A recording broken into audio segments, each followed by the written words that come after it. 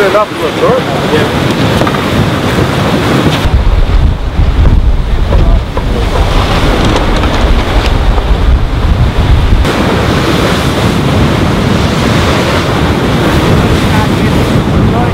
Crucial moment here for us, coming through the Cape Verde Islands. It's an obstacle, but you can make it into your benefit. So we're using the funnels. The normal wind here is 15 knots, but we're sailing here in 20s. So that could potentially be a good gain. But it's a bit intense because we need to do a couple of jibes and make sure we hit these islands right. Quite a big buoy under this, I would have thought. Look at the shape of that.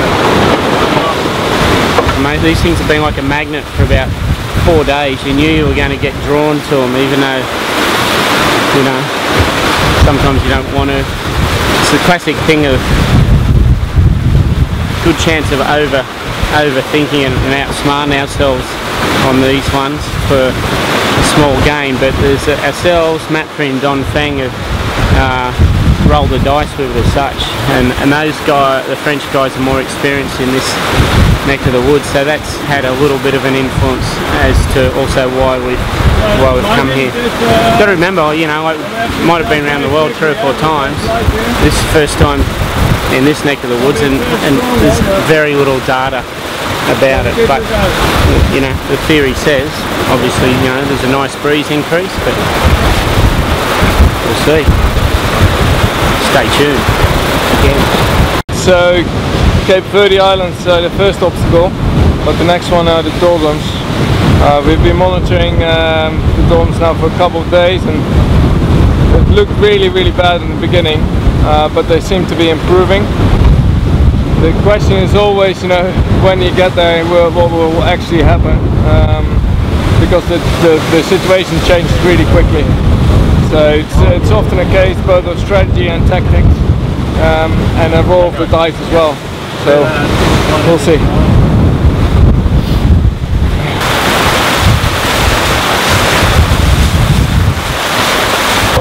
I got it 5 minutes here.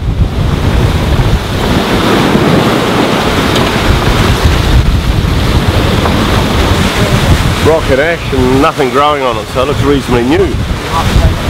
And over here, well, we got about the same thing actually. But it's quite exciting coming down through some islands that you've never been through before. We're just working some pressure lines down through here. We've got a really good one here, which is awesome.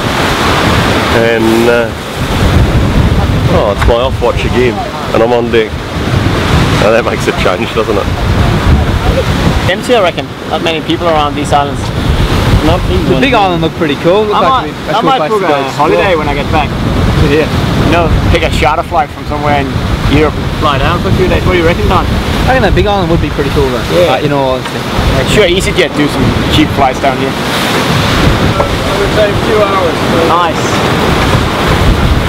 Vijf eilanden.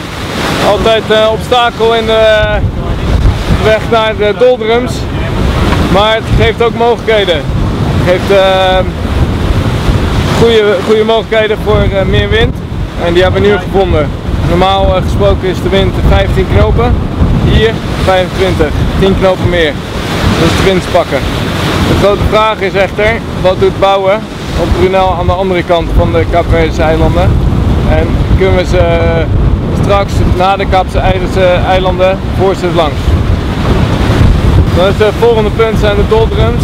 Daar zijn we al een paar dagen naar aan het kijken geweest hoe dat gaat worden. Het ziet er niet zo heel moeilijk uit deze keer. Maar ja, dat kan natuurlijk altijd anders uitpakken. We kiezen voor een redelijk conservatieve route.